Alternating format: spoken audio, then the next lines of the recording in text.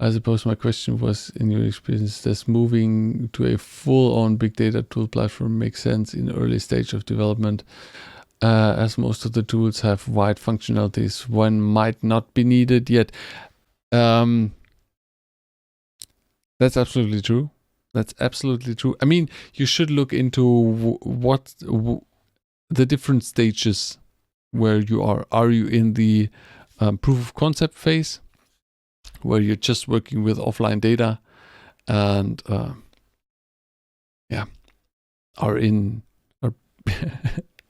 are proving your concepts, or are you in the MVP phase or creating an MVP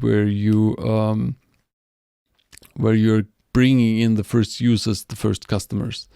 You always need to make sure you can scale after that, and because make a complete technology switch from let's say a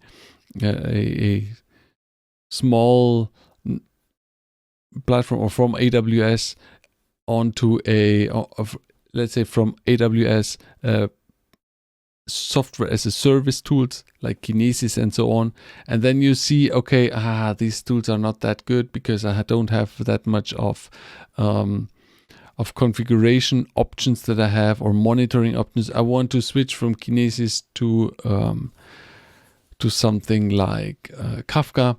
Then it can get annoying because the stuff doesn't work together that good anymore. So, but early on, no, I would not go for a big data solution because that makes no sense. If you're concerned about the money, I would start on a cloud platform. I would start with AWS and see how this goes, because usually the tools are very scalable, very good, and maybe if the money is short, because then maybe take on later the challenge of when you're not happy with the tools from AWS, deploy something more general and have a lot of work. It's always a trade-off, and you can't say that there is no right or wrong here. That's always.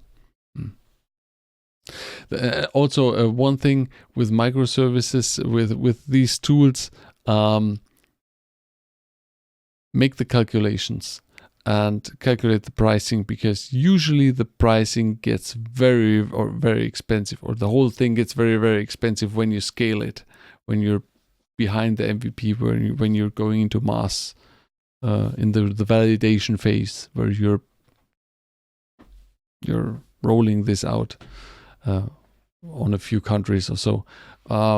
This can get very, very expensive very quick. So keep that in mind.